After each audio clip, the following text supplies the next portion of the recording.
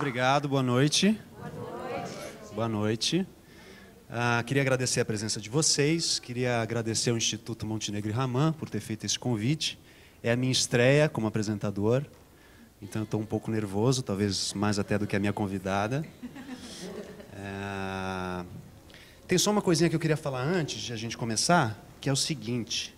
Há um tempo atrás eu fui ver uma palestra de um cineasta chamado Sokurov, que é um discípulo do Tarkovsky, que é um grande cineasta russo, que fala muito sobre o tempo. Ele tem um livro maravilhoso, para quem é ator, vale muito a pena ler, chamado Esculpir o Tempo. Está funcionando o microfone? E ele me impressionou muito nessa palestra que ele deu, porque ele disse assim, quando eu faço um filme, eu tenho que levar em conta que as pessoas escolheram passar 2 horas da sua vida assistindo o meu filme. E não há nada mais sagrado do que a gente saber escolher o que fazer com o nosso tempo. Isso me impressionou muito, me deu uma noção de responsabilidade em tudo que faço. Então, a gente queria celebrar esse momento que a gente escolheu passar juntos, essa 1 hora, 1h30, 2 horas, e que seja do... Pode falar palavrão? Que seja do caralho. Bom, nossa convidada de hoje é uma atriz que eu não tive o prazer de conhecer pessoalmente, a não ser agora no camarim, alguns minutos. E eu não sabia como apresentá-la. Eu fiz uma pesquisa na internet das coisas que ela fez, para não falar besteira aqui. E comecei a estudar e falei, gente, mas como é que eu vou apresentar uma pessoa que eu não conheço pessoalmente? Aí, fazendo a pesquisa, eu descobri que a gente tem algumas coisas em comum. A gente mora no mesmo bairro, a gente fez a mesma escola de teatro, e a gente já trabalhou com alguns diretores, muitos diretores em comum. Então eu liguei para alguns desses diretores, não consegui falar com todos, e disse assim, como você apresentaria essa pessoa? Me ajuda. E todos foram muito... todos têm muita admiração por essa atriz. Todos falaram muito que ela tem uma voz muito bonita, enquanto atriz, enquanto cantora. Todos me disseram que ela tem uma participação política muito importante no teatro brasileiro. E teve uma palavra que foi comum a todas essas pessoas, que foi a palavra exuberante. Todos eles disseram que era e é uma atriz exuberante. Então, com vocês, a exuberante Esther Góes.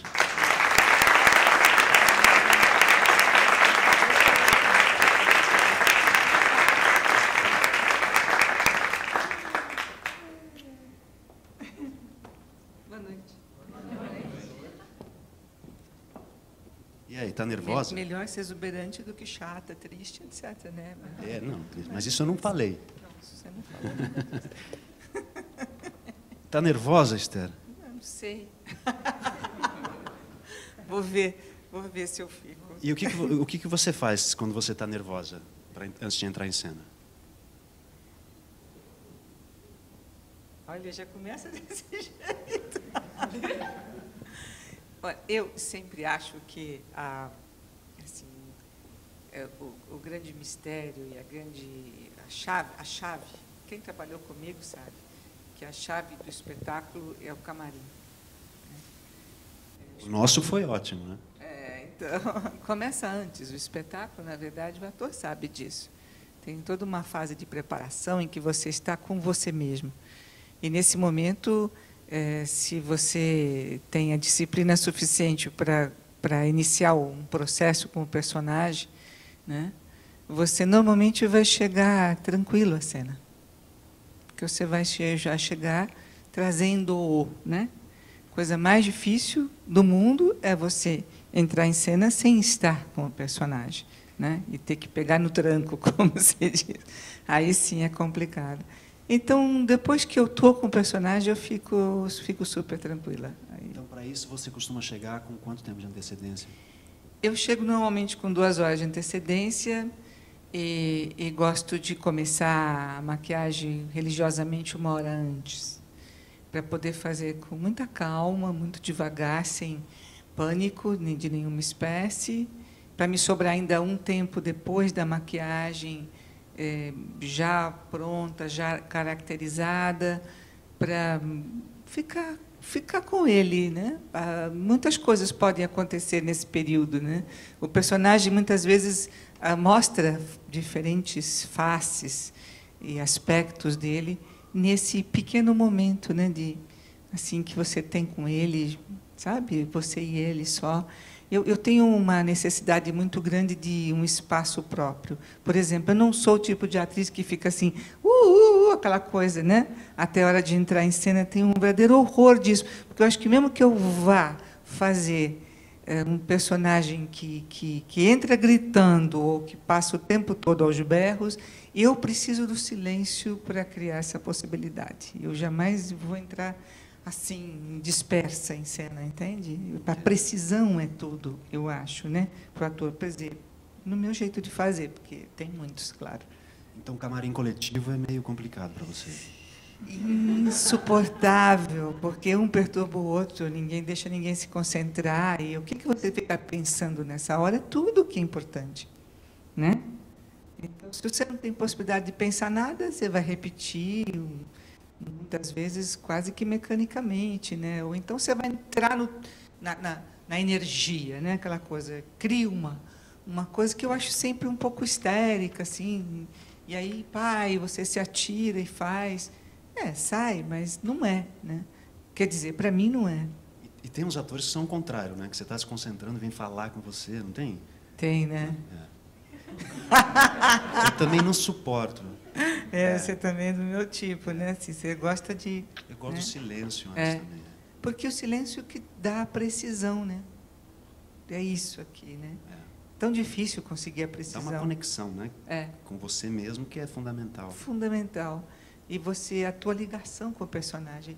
Aparece ele, né? E ele é um outro, ele não é você. Realmente não é você, não pode ser você. Né? Tá. Deixa eu voltar um pouco no tempo. Eu sempre acho que, cada vez mais, me convenço de que o nosso ofício é, sim, uma disposição de brincar. Vou me explicar daqui a pouco. Eu queria saber de você, assim, como foi o seu quintal lúdico? Assim, você nasceu em 40 e... Ih, caramba, começou logo nesse negócio agora? Desculpa, você nasceu em um ano qualquer. Eu nasci num ano qualquer. Sim. Mas nesse ano que você nasceu, em São Paulo, né? Em São Paulo. Como era essa brincadeira de criança? Você acha que isso tem alguma coisa a ver com o seu ofício, ou isso não tem nada a ver com o seu ofício? Olha, eu brincava de teatro desde criança. Foi alguma coisa que já estava lá, eu não sabia que eu estava fazendo. Mas eu curtia demais, né? Quer dizer, eu tinha por hábito usar as roupas velhas e os sapatos velhos da minha mãe, que ficavam guardados lá num quarto, e eu ia lá e trancava a porta e punha aquelas coisas, e ficava horas e horas e horas e horas curtindo aquele negócio. Nem sei muito bem o que eu fazia, mas eu me divertia loucamente sozinha. Isso com quantos anos? 5, 6? Muito pequena, me adorava. E fiz isso a infância inteira, já era um negócio assim muito forte. E apresentava para alguém ou não era? Nunca. Era um negócio de mim comigo mesmo. Assim, nem chamava amiguinho, nada? Nada, ninguém podia nem ver. Entendi. Já tem umas coisas que meio que a gente já tem uma propensão. Os seus pais eram o quê?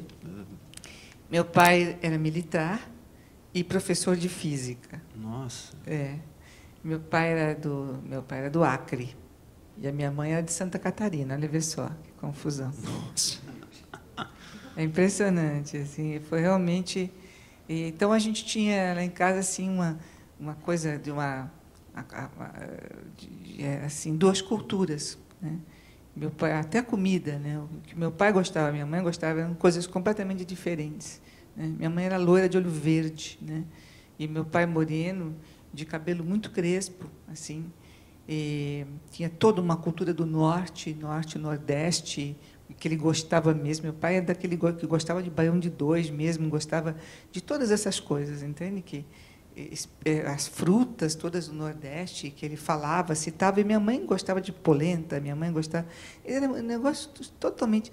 Então, assim, as duas famílias também nunca se pareceram, completamente diversas, e, com o correr do tempo, eu percebi, através deles, que existiam Brasis muito diferentes mesmo, né? Então, minha mãe tinha toda aquela coisa da casa super arrumada, das coisas muito lindas, muito delicadas, tênues. E a do meu pai ele vinha de uma cultura de rede mesmo, entendeu? Das coisas meio jogadas, meio índias, meio, né? Então, o diálogo entre eles sempre foi muito, muito estranho, né? Muito louco. E a gente aprendeu a fazer essa conexão. Depois eu aprendi a gostar desses dois lados, né? Porque tinha um mais dionisíaco e outro mais apolíneo mesmo, né? Eles tinham essa complementação. Eles não sabiam, mas eles tinham. E aí, como foi essa mudança dessa menina que tinha vergonha de mostrar essa brincadeira para uma menina que quis assumir essa brincadeira como profissão? E para mim foi através da literatura, né? Quando eu comecei, enquanto estudante, eu me apaixonei pela língua portuguesa mesmo, completamente. Então, eu gostava tanto, mas tanto, mas tanto, mas tanto, que na escola eu comecei a declamar poesia, fazendo isso, a fazer aquilo, ia escrever, ia apresentar, e a minha coisa com os professores e tal. Então, a literatura foi que me deu o mote dessa...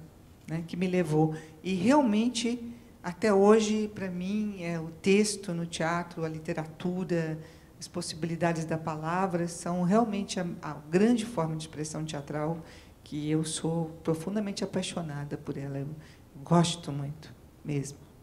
Aí você decidiu entrar para a Escola de Arte Dramática.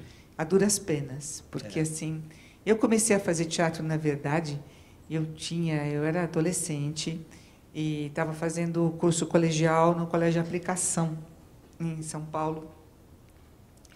Curso clássico se chamava, naquela época. Então, e aí me convidaram para fazer teatro amador dentro da escola. E eu fui assim, meio... E aí o grupo se desfez, e daí eu não quis que o grupo se desfizesse, e eu realmente comecei a lutar por aquele grupo, ninguém sei nem também por que direito, entendeu? Que eu não queria que o grupo terminasse. Acabei segurando o grupo na unha, assim, né? E aí os professores começaram a dar uma força para a gente e tal, professora de história, professora de literatura, e era a grande época do teatro de arena em São Paulo. Havia uma certa ligação entre o Aplicação e o Arena, no sentido que tudo era de esquerda, e, né, tinha uma certa identidade. E aí nós fizemos, de repente, uma professora chamou o Milton Gonçalves para nos dirigir numa peça do Martins Pena, O Irmão das Almas, que nós fizemos no Teatro de Arena, tudo garotada. E eles gostaram lá da gente, e também tiveram muito interesse eles tinham interesse em trazer gente nova, gente jovem para a Arena, e nos ofereceram a possibilidade da gente criar um grupo infantil que não havia lá. Então eu comecei a fazer a Bruxinha Caraboa, etc., lá com o pessoal, e comecei através do teatro infantil, mas eu estava estudando ainda, né? E no começo era uma brincadeira, mas a brincadeira começou a ficar um pouco mais séria, e aí teve uma reação familiar muito forte, né? Contra, né? Porque realmente aquilo foi uma ameaça muito grande, assim, que aconteceu para a família, né? A possibilidade de alguém ser atriz ali era um negócio que mexia com as pessoas de uma forma assim muito forte mesmo, né? Meu pai e minha mãe mais do que eu imaginava que ela pudesse ficar tão nervosa com isso. Ela tinha medo até do que o pai dela ia pensar, né? Sabe, tinha coisas assim, e então houve uma tentativa de deter aquele processo de qualquer maneira, né? De qualquer maneira mesmo, foi uma coisa muito séria. Houve um momento Nós somos 5 irmãos, né? Houve um momento, portanto, 7 pessoas. Houve um momento em que eu briguei com as 6, né? E eu era mais jovem. Então, já me lembro de que o teatro, para mim, já veio carregado de ter que de uma briga assim para conseguir fazer. Eu insisti muito mesmo e me casei muito cedo por causa disso, porque eu queria fazer teatro. Na verdade, eu não queria casar, eu queria fazer teatro. É verdade, isso é uma coisa horrível de se dizer. Mas, na verdade, eu não tinha a menor necessidade de casar cedo daquele jeito, mas eu casei muito cedo. Mas eu queria aquela liberdade, precisava dela. Meu meio de expressão estava completamente impedido. Então, era uma maneira. E aí eu me casei em setembro e estava fazendo o exame para a escola no final do ano. E no ano seguinte eu já estava na escola de arte dramática, entendeu? Então, eu não entendi essa ligação do casamento com o teatro. Nem eu. Era uma maneira de sair de casa, isso? Olha, você tem que entender que assim, a liberdade que as pessoas têm hoje é uma coisa recente e conquistada, né? E foi conquistada por uma geração que se empenhou. E esse é o meu orgulho de fazer parte desse povo. Que tudo era difícil, né? Tudo era muito complicado, então havia muitas formas de repressão, né? A repressão familiar era exercida de fato, né? Houve algumas coisas que se perderam, infelizmente, até, né, nesse processo todo, mas era difícil, né? Porque tudo que você queria nem sempre podia, né? E as pessoas não deixavam porque não deixavam mesmo, não tinha essa coisa, não, tá bom, eu não gosto, mas você não tinha isso, né? Eu não gosto e você não faz, né?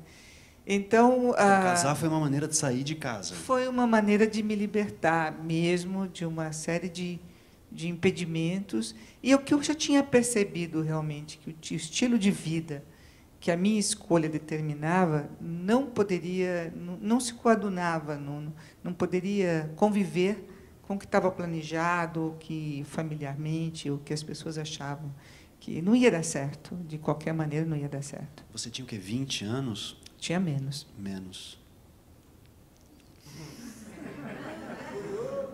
E aí entrou na EAD, na Escola de Arte Dramática. Fiz a EAD, fiz os 3 lá anos. Com o Alfredo Mesquita ainda? Com o Alfredo Mesquita. Eu fui da última turma do Alfredo Mesquita. Tinha sopinha? Tinha sopa. Era horrível, a sopa era ruim demais, era, coitadinha, né? Você teve lá nessa época? Não, você era criança. Não, mas eu fiz a EAD... Mas não tinha sopa, mas a gente um dia fez a sopa do Alfredo Mesquita para. Vocês fizeram, mas ruim. Não deve ter sido a mesma. Mas já era ruim. Né? Já era ruim e tinha umas como é que chama, umas paçoquinhas que salvavam a barra. Paçoquinhas? Paçoquinhas que a gente. Na sopa? Não, a gente comprava para poder segurar a barra da fome que dava, porque a maior parte dos alunos todo mundo trabalhava e ia para lá depois. Não, isso é muito bonito. Né, isso é fantástico. Deixa eu só te contar, porque eu nunca, jamais me esquecerei. Porque, assim, logo eu arrumei um emprego, né? Eu tinha um emprego. Então, eu fazia revisão de textos numa revista médica durante o dia inteiro, né? Eu ajudava, eu e o meu, então, marido, os dois trabalhávamos, né? E depois que eu terminava a revista médica e o dia inteiro de trabalho, eu ia para lá, eu tomava aquela sopa, comia aquela paçoquinha e ficava até 11, meia-noite na escola. E no dia seguinte eu tinha que estar de novo cedo trabalhando. Eu fiz isso os 3 anos seguidos da escola.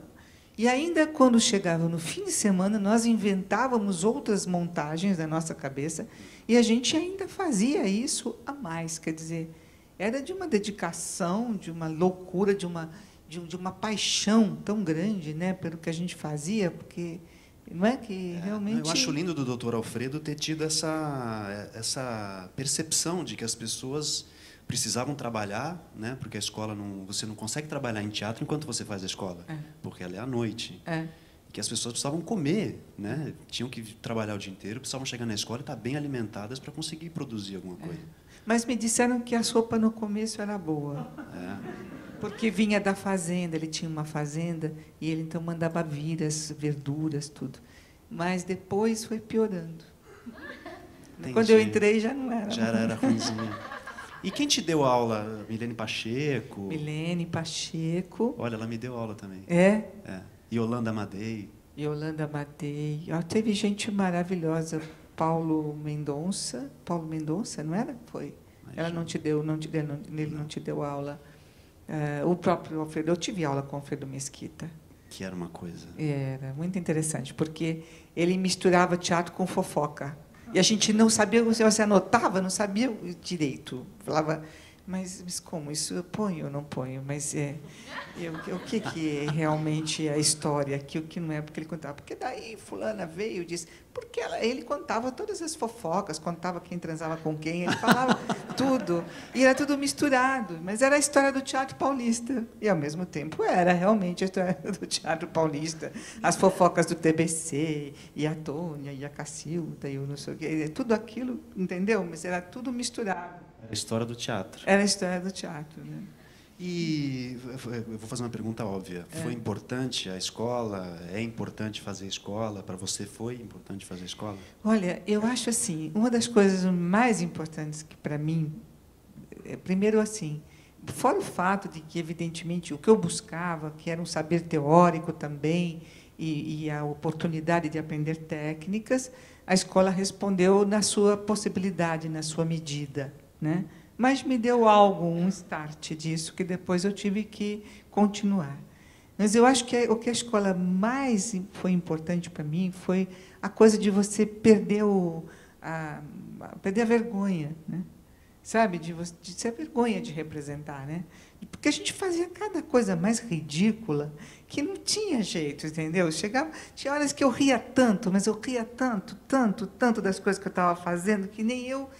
Era incrível o que nós fazíamos. Sabe como é? Tinha uma aula pública que nós fazíamos que era uma vergonha, era uma coisa. E tinha gente para assistir e a gente era obrigado a ir, entendeu? Então, quando eu me via com uma crenolina, só a crenolina, em cima de uma malha preta, entendeu? E a gente fazendo gestos e saudações, e o Paulo S., que era meu colega, com um chapéu de 3 pontas e umas perninhas assim, com aquela malhinha, assim, mas era muito engraçado, dois ridículos nós dois, né? E a gente fazendo saudações um para o outro, assim, para imitar o século XVIII e mostrar para o público como era o século XVIII. Quer dizer, né? Teve coisas que só rindo, a gente chorava de rir, fazia e chorava de rir. Então, eu acho assim, essas coisas são importantíssimas, porque depois que você faz isso, você faz qualquer negócio, entendeu? Você já passou pela situação absurda, né? E o doutor Alfredo dava muito valor a determinadas coisas que nós já éramos aquela geração já politizada, né? Nós queríamos já o teatro político, nós queríamos Brecht, nós queríamos, né, discutir a realidade brasileira em cena. Mas ele botava a gente para fazer saudação do século XVIII, subir e descer escada de rei, de rainha. A gente fazia uns troços, entendeu? E aí, sabe, evoé, coisas loucas assim. Então, tinha dias que eu falava assim, eu vim aqui para dar risada, gente, porque eu rio 3 horas em sequência. E foi muito importante, assim. Foi muito importante. E aí você saiu da escola e foi direto para a oficina? Foi. Eu saí da escola e fui para o RER. Ah, verdade. Foi a primeira peça que eu fiz. Por quê? O Adhemar Guerra dirigiu na escola. Você tinha feito uma coisa com ele na escola? Na escola. Ele fez o American Horror. Isso. Né? E então ele trabalhou conosco na escola. A gente fez um espetáculo de fim de ano muito interessante. Eu esqueci o nome do autor do American Horror agora. Eu tenho aqui. Olha, eu pesquisei. O problema é achar agora. Daqui a pouco você acha, mas é um nome assim estranho. Jean-Claude Van Italier. Van Italier, exatamente. Italier. E o Van Italier era um dos autores must da época, né? Porque eles estavam criando aquele teatro que era já completamente diferenciado do playwriting americano tradicional. Eles já estavam desmembrando, estavam descosturando, estavam, né? Esse teatro tinha muito a ver com os anos 70 mesmo, né? o do Vanita Lee. E a gente fez um espetáculo na escola, e foi exatamente em 1970. E o Adhemar Guerra estava, ao mesmo tempo, preparando o Hair, e estava escolhendo o elenco e tal, e ele gostou muito daquela nossa turma. A minha turma era muito entusiasmada, era uma gente apaixonada por teatro. E estávamos juntos lá, né, durante esses 3 anos, o La Torraca, o Ney, estava lá, o Paulo S., a Jandira Martini, a gente era tudo da mesma classe. E gostava-se. O Richelli era da classe anterior, né? E todos nós fizemos parte desse espetáculo. E o Adhemar gostou muito daquela gente toda. Ele falou que queria botar vocês todos no Hair, mas não podia, porque tinha que terminar o ano para todo mundo se formar. Era um compromisso dele com o Alfredo Mesquita. Então, o Hair estreou antes, mas depois que nos formamos, ele foi pondo todos nós. E a gente foi entrando no Hair assim, meio que começado. E eu fiz a Dini primeiro, aquela gravidinha, e depois troquei de papel para vir para o Rio, fiz a Sheila, e eu fiz 1 ano e meio de Hair, saí de lá para operar a amígdala. Estava toda estrepada. Você já cantava muito bem. A gente se virava. Mas... Não, porque todo mundo diz que você canta muito bem. Isso é... Eu cantei bastante, assim, porque eu acho que eu sou meio cara de pau e gosto e tal. Então, eu não me considero cantora, não. Eu sou atriz que canta. Eu acho que é mais isso. Mas nós entramos e aquelas 3 horas... Porque na época em que a gente fazia o Hair, que eram 3 horas de Hair, em que você dançava, cantava, representava, fazia tudo, entendeu? Suava desesperadamente. Fazíamos 8 espetáculos por semana, mas terça, quarta, 2 na quinta, 1 na sexta, 2 no sábado, 2 no domingo. Deu quantos? 9. 9 espetáculos. A gente só não fazia espetáculo na segunda-feira. Você imagina o que é um trabalho que exige um esforço tão descomunal daquele elenco. Eu me lembro das pessoas deitadas, assim, terminava o espetáculo do sábado, e o primeiro, né, do sábado, você só via gente deitar, tinha uns colchões assim em volta do palco, e as pessoas deitavam e ficavam ali, e depois a gente comia, e começava tudo de novo. Era inacreditável como a gente aguentava fazer aquilo, entendeu?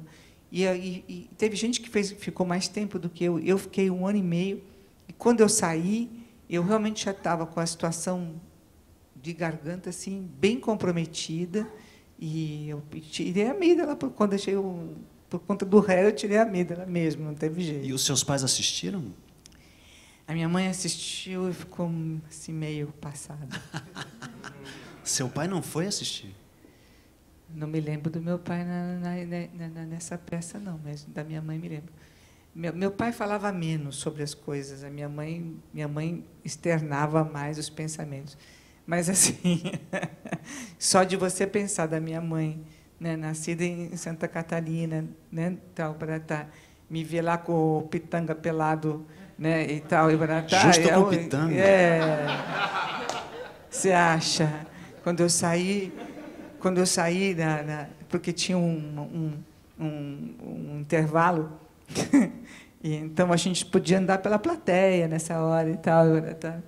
E aí eu, inocentemente, fui falar oi, né, para como é que estava. Ela estava vermelha, assim, com 2 bolas vermelhas, uma de cada lado. Eu falava assim, minha filha.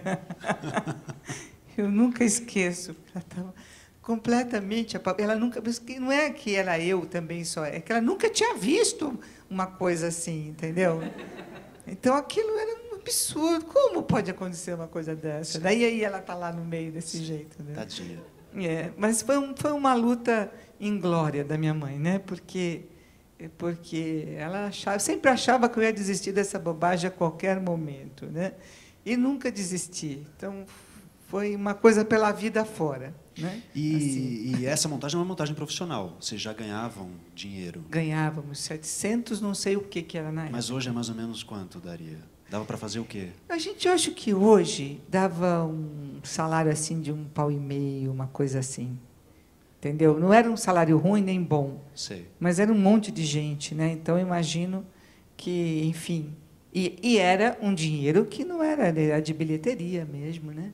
Aquele que vinha toda noite, era dali que se tirava, né? Imagina só, houve um tempo em que era assim, né? Que a coisa era feita. E o seu marido era ator também?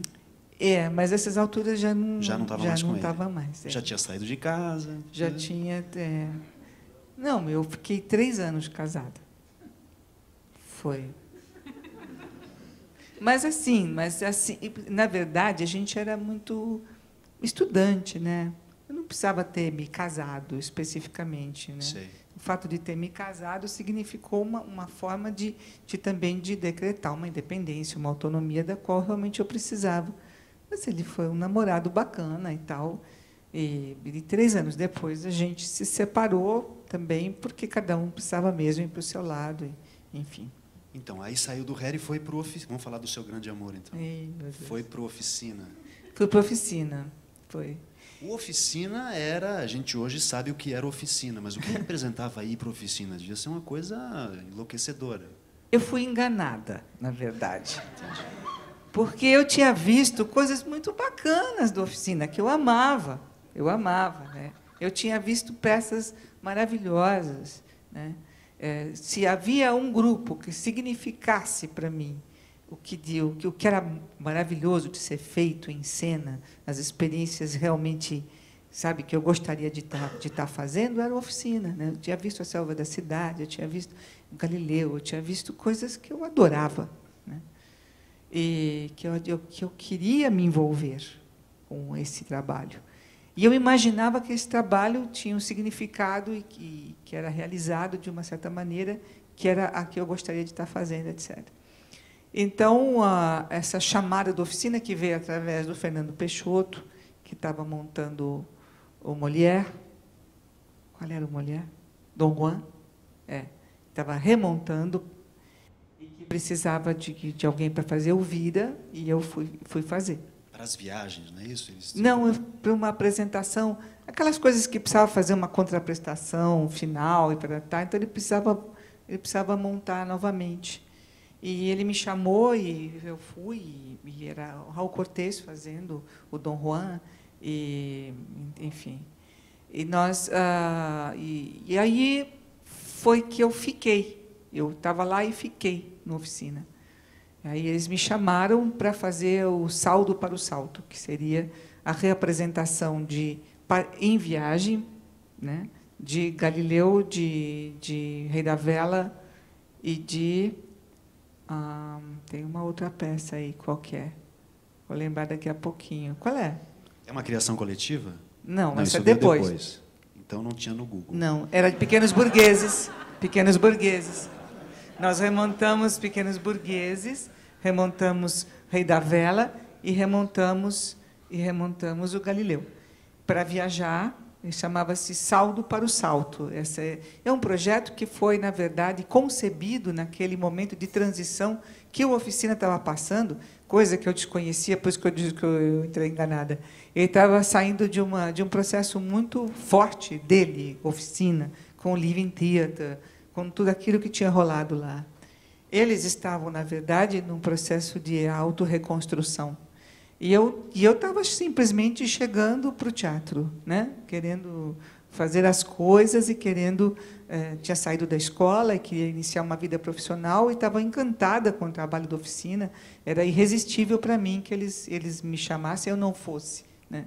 Mas eles estavam vivendo outros dramas, estavam vivendo muitos dramas, realmente, entendeu? Essa transição para eles era um ato até de se revitalizar. O Oficina tinha balançado muito em relação ao Living Theatre, demais até, né? Tinha negado quase a si próprio, o Zé Celso, principalmente, tinha meio que se desesperado de não ter um trabalho tão vanguarda, tão corajoso, tão desconstrutor, enfim, né? Um trabalho tão audacioso quanto o do Living.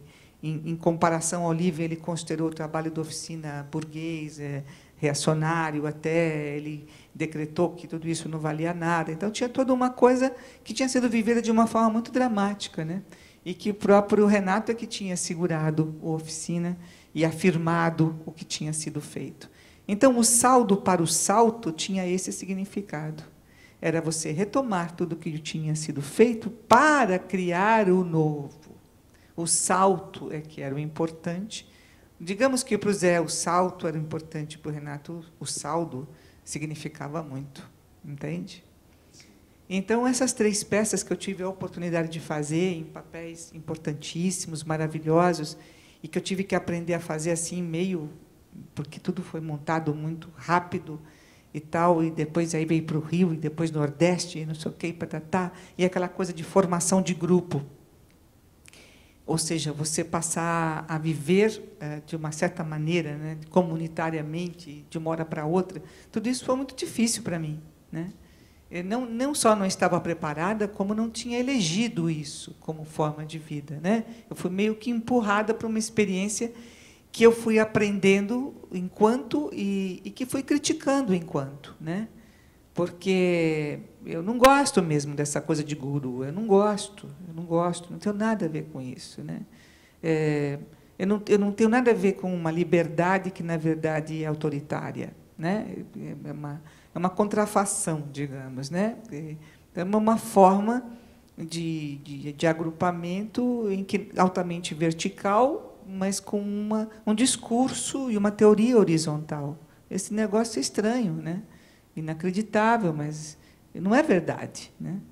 E como eu nunca consegui fingir essas coisas, e minhas coisas aparece tudo na cara mesmo, não tem jeito, né? Mas então eu tive dificuldades e conflitos muito grandes mesmo, né? Mesmo o graças toda a delícia que era para mim fazer o Rei da Vela, que foi fazer a Virgínia do Galileu, que foi fazer Pequenos Burgueses, a Tânia, que foi tudo muito, muito lindo, né? Rolou toda uma paixão com o Renato e tal, principalmente nos Pequenos Burgueses, ou a partir dos Pequenos Burgueses, foram momentos realmente edificantes, muito interessantes mesmo. Mas, assim, ao mesmo tempo, o Graça Senhor, que foi o trabalho que foi, então, proposto como criação... Foi o primeiro trabalho depois dessa fase de transição. O saldo era realizar as 3 peças, que já consideradas como né, historicamente superadas, e partir para o quê? A criação coletiva. Que era, então... Desculpa te interromper. Não, interrompa à vontade. Não, eu acho que você ia falar disso, foi uma besteira ter te interrompido, mas como é uma criação coletiva na oficina que tem essa característica vertical que você está falando com esse discurso horizontal? Foi uma criação coletiva de fato? Não, foi, porque houve toda uma discussão, porque houve esse trabalho foi sendo proposto aos poucos e tudo mais, e em reuniões permanentes, né, durante toda esta viagem, estava se elaborando esse trabalho. De alguma maneira, todo mundo estava participando, mas eu não diria que era a atmosfera ou o jeito de fazer que eu realmente teria elegido como coletivo, né? Eu acho que não, acho que havia uma coisa muito... Eu não sei se no teatro e nessa arte nossa que é muito difícil, de certa maneira, você escapar dessa verticalidade, sabe? A figura do diretor é muito forte no teatro, né? Principalmente num trabalho contínuo, uma figura bastante forte. Então, a gente não... Enfim, não era possível que não fosse assim. E a oficina sempre teve essa coisa muito de mitológica, né? De mitologias mesmo. Se criavam ficções sobre pessoas. Acho que isso continuou, de certa forma, a ser feito. A gente tinha a sensação de que não estava sendo você mesmo, mas representando um papel de alguém que você deveria ser, né? Essa sensação me incomodava muito, entendeu? Era como se eu tivesse que cumprir um determinado trajeto ali, etc. Eu não gostava disso, nunca combinei com isso. E aí houve acontecimentos muito interessantes em Mandaçaia, por exemplo, né? Foi, acho que Pernambuco, acho, Mandaçaia, porque nós fazíamos ensaios durante a viagem, porque nós viajamos o Brasil inteiro com esse saldo para o salto, né? Então a gente fez até o Rei da Vela no Teatro Amazonas, e me lembro que foi o Nordeste inteiro, de cidade em cidade. Nós íamos produzindo as condições enquanto andávamos, ou seja, arrancando recursos, entendeu? Arrancando recursos de prefeituras, de Estado, de tudo que pudesse. Era um grupo vivendo aquilo tudo. Quantas pessoas no grupo? Devíamos ser umas 20 pessoas, pelo menos. Nossa. Só mesmo nos anos 70 isso seria possível de ser feito daquele jeito. E havia também a ditadura no Brasil. Havia toda uma coisa política muito pesada acontecendo. E, por exemplo, nós tínhamos, na maior parte das vezes, durante toda aquela viagem, estava acontecendo no Araguaia, estava havendo toda a questão da revolta do Araguaia.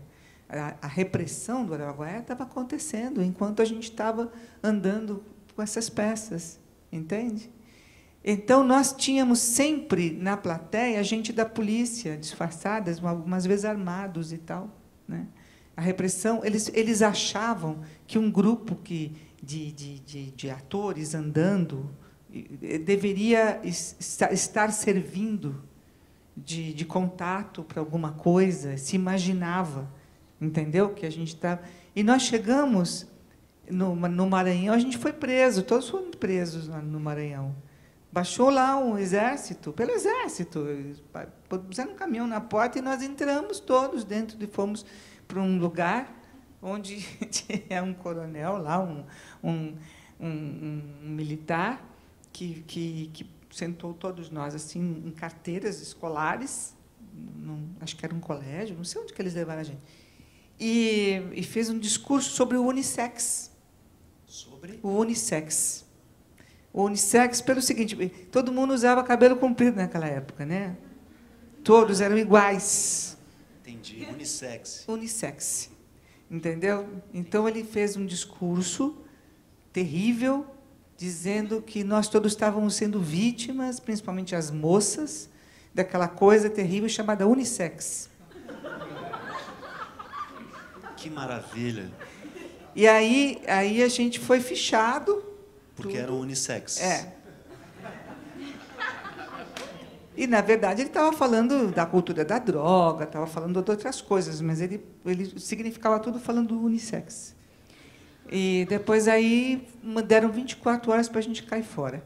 Isso da cidade, de São Luís do Maranhão. Porque na noite anterior tinha faltado luz durante o espetáculo. E a gente estava fazendo pequenos burgueses e a plateia estava, sabe a plateia ruim? Que eu estava assim, estavam ruim lá e a gente estava ruim aqui. Estava ruim demais aquilo. Mas aí faltou luz. Aí faltou luz, teve velas que foram, né, acesas. E aí o Zé perguntou para a plateia se eles preferiam continuar a fazer o espetáculo, que estava chato, ou se eles preferiam que a gente fizesse uma corrente, porque tinha esse negócio da corrente, né, na oficina. Até assim, hoje. Lá ainda. E isso já tem tempo bastante. Então, e se eles preferiam que a gente fizesse, então, uma corrente e tal, e patatá, e um ensaio, né? Na verdade, sempre era um ensaio do Graça Senhor, do que iríamos fazer depois, etc., improvisando e aquelas coisas todas. E eles toparam. E, afinal, a gente fez aquela corrente e aquelas coisas todas, e depois a gente saímos todos com aquelas velas pelas ruas de São Luís do Maranhão. Assim, fizemos uma procissão assim, e voltamos para o teatro. Foi uma coisa desse tipo. Aí, no dia seguinte, prenderam a gente, porque acho que eles não entenderam muito bem. Nós saímos do texto, na verdade, não é isso? Deve ter sido isso. Mas eles prenderam a gente, depois soltaram e mandaram a gente embora, e fomos embora. Então, aconteciam essas coisas nos anos 70, né? E tinha sempre uma grande desconfiança, aquelas cenas do Galileu, que era a cena do carnaval, que era uma cena aberta e tal, e patatá, também muito espontânea, muito improvisada, aquilo provocava um mal-estar muito grande assim das autoridades. E então sempre havia... A gente teve a sensação que, enquanto viajávamos pelo Nordeste, até o Norte, depois a gente voltou para São Paulo, sempre havia, até no mesmo hotel que a gente, caminhando junto, tinha gente da repressão, né, acompanhando, entendeu? Mas, assim, independente de qualquer coisa, artisticamente, eu tenho a sensação de que foi um grande aprendizado, né? Mas, sem dúvida, de liberdade, né? Artística. Eu acho que, assim, até de construção de trabalho, de personagem, de tudo, eu acho que foi muito importante. O Zé é um grande diretor. Eu acho também. Maravilhoso. E, realmente, a direção dele, eu adorava assistir ele dirigindo. Achava uma coisa assim primorosa, para uma aula de teatro sempre fantástica. E aprendi muita coisa, aprendi em termos de criação de personagem, de tudo, de todos os percursos que a gente aprende muito, né, na oficina. Então foi maravilhoso nesse sentido. Mas, graças ao Senhor, eu já estava grávida. Você já tinha casado com o Renato? Eu estava grávida. Do Ariel já? Do Ariel, que foi o único filho que eu tive, então só podia ter sido dele. Mas eu me lembro que tinha uma cena do repolho que me deixava terrivelmente enjoada o tempo inteiro. Mas era tão terrível, tão terrível, tão terrível aquele cheiro, porque a gente fazia a coisa do cérebro com repolho, né? E era um dos símbolos da repressão. Então, graças ao Senhor, teve essa força muito grande de representar a ditadura mesmo. Era um espetáculo contra a ditadura, né? Pelo menos em toda a sua primeira parte. Na segunda parte, ele era um espetáculo pela liberação. E a liberação aí supunha experiências extrasensoriais, etc. Toda a cultura da droga estava toda instalada no segundo ato, digamos. Mas o primeiro era terrível, porque ele era todo sobre a repressão, né? E então os repolhos significavam os cérebros, e a gente punha aquilo e batia com aquilo, e batia uns nos outros com aquilo. Era um negócio muito violento mesmo. E aquele repolho ia ficando macerado e soltava um cheiro desgraçado. E aí eu enjoada, completamente enjoada, né? Porque eu estava grávida e eu enjoava aquele repolho loucamente. E eu enjoava tanto que eu sentia aquele cheiro na barba do Renato. Eu falava: sai de perto de mim, pelo amor de Deus, porque eu não aguento esse cheiro de repolho. Eu passei o tempo todo da gravidez com aquela sensação de cheiro de repolho. Foi incrível aquilo. Que bom para o Ariel. Pois é. Esther, sabe o que eu queria saber de você, assim, independente da... A gente vai continuar acompanhando a sua história. Mas, assim, nesse momento você tinha 20 e poucos anos, casada, grávida, no oficina. Como era a sua cabeça de atriz, assim? Porque todas as pessoas com as quais eu conversei a seu respeito, todas me disseram que você foi, será sempre... uma grande promessa do teatro brasileiro. Quando você apareceu, as pessoas ficavam encantadas. Você devia saber disso de alguma maneira. O que você pensava da tua profissão? Como é que estava a tua cabeça? O que você pensava da tua responsabilidade? Ou não tinha responsabilidade? O que você planejava para o teu futuro? Como é que você lidava com isso que estava acontecendo na sua vida? Olha, o que as pessoas achavam... Assim, bom, eu não sabia de nada disso. Eu fiz teatro e fiz arte porque me apaixonei por isso. Isso foi meu grande compromisso. Eu nunca tive nenhum compromisso com o que isto poderia significar para outras pessoas. Entendeu? Era uma necessidade minha, total. Tanto que eu não tenho a menor dificuldade de trabalhar para público pequeno, porque eu acho que o fato de ter gente para assistir já é ótimo, entendeu? porque para poder fazer para alguém. Eu fazia para o espelho quando era criança, né? Eu não tenho o menor problema disso. É uma coisa de que eu gosto profundamente, e o palco é um lugar onde eu acho um lugar o meu respeito pela cena é que é a representação humana, por excelência, é o palco, né? Eu acho que assim o homem inventou o teatro um dia. Ele não existia, foi inventado por nós, né? Foi um ato que mudou a história humana. O fato do teatro ter sido inventado no século V a.C. Alguém chegou e disse: então vamos fazer isto? E fizeram, né? E o homem começa a se ver, a ver ali mesmo, né? A esse ser que é ele, que ele mal compreende, né? Esse ato, para mim, assim, é tão sagrado, tão importante, que, para mim, é tudo, sabe? Mas, na época, já era. Sempre foi assim. E não há muita explicação para isso, sabe? Então, eu nunca fiz carreira no sentido de buscar... Houve uma época que eu disse assim, poxa, eu preciso fazer televisão, poxa, porque senão é importante, porque precisa ganhar dinheiro, eu preciso fazer esse negócio também. E fui fazer, entendeu? Mas nunca foi... Eu jamais planejei a minha vida na arte da maneira como eu vejo, por exemplo, ser planejada agora, pelas pessoas, em que as pessoas já vão para cumprir, para chegar naquele ponto. Eu nunca planejei estrelato, nunca planejei... Não, eu planejava fazer as coisas, entendeu? Eu cheguei a ser protagonista muito rápido. Eu não tinha nem pensado isso. Isto aconteceu e veio para mim, entendeu? Talvez porque a paixão era muito grande, né? Então, eu nem achava que eu merecesse, muitas vezes, o papel que estavam me dando, né? Começar fazendo a Tatiana, por exemplo, dos Pequenos Burgueses, era uma coisa extraordinária para mim. Claro. Era um papel enorme, difícil para cacete, entendeu? Que eu tive que entender como é que fazia aquilo na raça, né?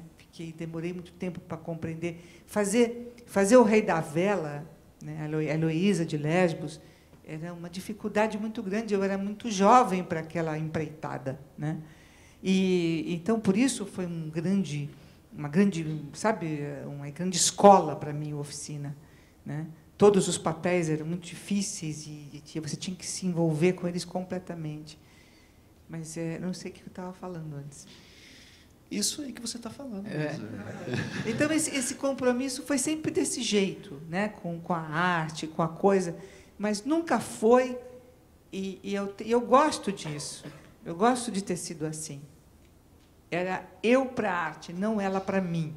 Você está entendendo? Sei. Essa posição eu procurei preservar. Eu fiz questão de preservar a vida inteira. E todas as vezes em que eu senti que, de alguma forma, eu estava deslocando isso e que eu poderia, de repente, começar a querer o resultado e não o processo, sabe? Querer, enfim, lutar por um... eu procurei corrigir um pouco esse percurso e não entrar nessa. Porque eu acho que aí você perde o pé, entendeu? Da situação. Você pode perder a melhor condução, a melhor diretriz. Porque a melhor diretriz da arte é a aventura, né? Eu acho. E essa daí é daqui para lá, né? Eu acho também, mas eu acho que a gente vai ganhando essa consciência. Fico impressionado com você, com 20 e poucos anos, já ter tido essa consciência. Isso é muito impressionante. Eu acho que porque para mim já nasceu assim, entendeu? Aí você pegou o Renato e foi fundar uma companhia, só vocês dois. Porque houve que hoje em dia já teria patrocínio, que chamava Companhia Vivo. O Teatro Vivo. Teatro Vivo. Quem sabe, né? Hoje já teríamos até um patrocinador, quem sabe e tal. Mas chegou um momento que o Oficina ele caminhava numa direção que, como eu tinha dito para você, que o Renato gostava do teatro como ele tinha aprendido a fazer, e ele gostava da peça, né? Da construção cênica, né? E o Zé estava caminhando para um outro tipo de experiência que ele faz até hoje, certo? E houve um momento em que houve uma separação mesmo, uma coisa em que já não era a mesma coisa que era buscada. Bom, eu tinha saído antes, eu saí antes porque eu tinha que dar de mamar. E ninguém me deixava. Me dar de mamar era um negócio que na oficina era complicado, porque olhavam feio para você, né, quando você tinha que fazer coisas desse tipo, por exemplo. Interromper o ensaio para dar de mamar era uma coisa que era um pecado, um absurdo, né? Então, houve essas coisas que a gente pode contar, porque já existe uma distância histórica, né? Mas o dia que eu saí da oficina porque queriam que eu fosse fazer um ensaio com um bebê de colo, numa praia, tomando uma mescalina. E eu achei que era impossível, né? Porque eu ia matar a criança. Isso não dá para fazer, isso não é realizável. Então, eu não fui, né? E todos foram. E eu senti que havia um nível de repressão no grupo que, para mim, já não era suportável. E era o bebê de quem? Era o meu bebê. Ah, o seu bebê? É, o meu filho. Eu não poderia jamais levar uma criança de colo para uma situação dessa e também não poderia tomar mescalina e dar de mamar. Então, não dava. Então, eu fui embora, né? Acho que é normal, não? Bom, me pareceu, pelo menos. Então... O Ariel que deve estar assim, puxa, por que eu estou esse cara? Então, daí eu passei uma noite muito delicada na minha casa, porque eu sabia que isso significaria uma ruptura muito grande. A oficina estava numa situação muito difícil, o Renato estava lutando muito, muito, muito para se montar as 3 irmãs do Tchekhov, e estava fazendo todas as concessões para isto. Porque se aquela peça não existisse, não ia ter condição de continuar, e ele estava tentando convencer as pessoas, e ele tinha conseguido, a duras penas, uma verba, ele tinha conseguido, ele precisava cumprir aquilo, ele precisava fazer a contraprestação, ele precisava estrear, e tudo lutava e conspirava contra isso, né? E nesse dia eu decidi que eu ia sair, e que não tinha, foi uma noite importante, eu me lembro dela perfeitamente inteira. Então, quando ele chegou, que já era de manhã cedo, desse ensaio, eu comuniquei que eu não ia mais, né? E ele ficou muito chateado comigo, porque ele achou que eu estava traindo o desespero dele naquele momento, de ter que continuar aquele projeto, de ter que realizar aquele projeto. Então, ele saiu de casa, nós brigamos, houve uma situação muito difícil, né? E ficou fora vários dias, inconformado, porque achou que ele precisava de mim com ele naquele momento, que ele estava muito, muito frágil na situação toda, de ter que lutar para realizar aquilo. E eu sabia que não tinha mais jeito, de jeito nenhum, porque uma pessoa que tem que sair de um ensaio às 6 da tarde, quando foi para dar de mamar, porque você já organizou as mamadas do seu filho para o ensaio caber no meio. E daí você sai às 6 horas e te prometeram uma condução para você ir para casa, para dar de mamar. Aí a condução não aparece, porque foi usado para produção de outra maneira. Então, você, às 6 horas da tarde, numa esquina, lá na rua Jaceguai, você tem que procurar um táxi, que não existe às 6 horas da tarde.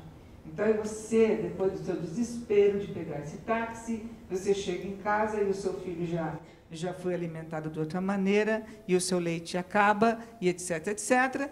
Então, eu acho que isso não é uma situação suportável e que arte nenhuma justifica uma barbaridade dessa. Então, eu tinha todas as razões, e ele também tinha todas as dele. Foi uma situação bastante difícil, mas a gente saiu. Eu saí, e ele saiu depois, logo depois que a peça estreou, ele teve lá realmente um desentendimento, e a gente saiu e começamos tudo de novo. Na verdade, o que mantém um homem vivo foi a primeira peça que nós fizemos, juntos, na nossa companhia, que começou de zero. E zero era zero mesmo, não havia absolutamente nada, dinheiro algum. Vocês ensaiavam aonde? Onde vocês ensaiavam com essa companhia?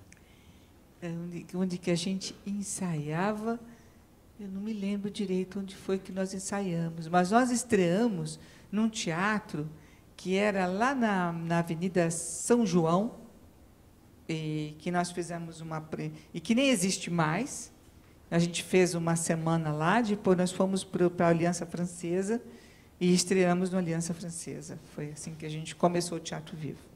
E aí você ganhou um monte de prêmio, né? Vocês foram fazer Brecht, os dois, né? Exatamente. O que manteve vivo era um roteiro que nós construímos a partir da obra de Brecht. E foi com ele que você ganhou um monte de prêmio? Prêmio governador do Estado? Eu ganhei uma porção de ganhei uma PCA, né, governador do Estado. Prêmio Grilo? Ganhei um prêmio que chamava Grilo na época. Que prêmio era esse? Era um prêmio daquele cara. Era um grilo? Do troféu? Era uma ideia, sei lá. Não me lembro direito mais. Mas foi muito premiado, o espetáculo foi muito bem aceito. E isso de ganhar prêmio para você continuou não significando nada? Ganhei prêmio, mas... Não, acho que hoje em dia... foi uma coisa que eu fiz comigo, eu me eduquei nesse sentido. Eu falei, bom, se eu não gosto de crítica, também não posso gostar de prêmio, certo? Porque uma coisa ou a outra. Se você é louco pelo prêmio, você vai ficar louco pela crítica também. E a crítica é uma coisa que eu acho que o artista tem que enfrentar e não se submeter, entendeu? Então, eu nunca me apaixonei por prêmios. Eu acho que prêmio é uma decorrência. Se vier, veio, eu gosto muito. Crítica boa, eu leio. Crítica ruim, não leio nenhuma. Eu sempre peço para alguém ler primeiro. Eu falo assim, é ruim? Eu falo, então não me mostra, pô, não quero ver esse negócio aí, não. Atrapalha muito a cabeça do ator, a crítica ruim, porque você fica discutindo com o cara. Não é? Você está em cena e fala assim, pô, mas o cara falou errado. Mas isso não é assim, não é possível. Você está em cena, todo mundo sabe que é assim, né? Você fica discutindo com o crítico em cena, né? Enquanto faz a peça. Eu acho que não. Se for muito bom, a gente lê, se não for bom, não vale a pena.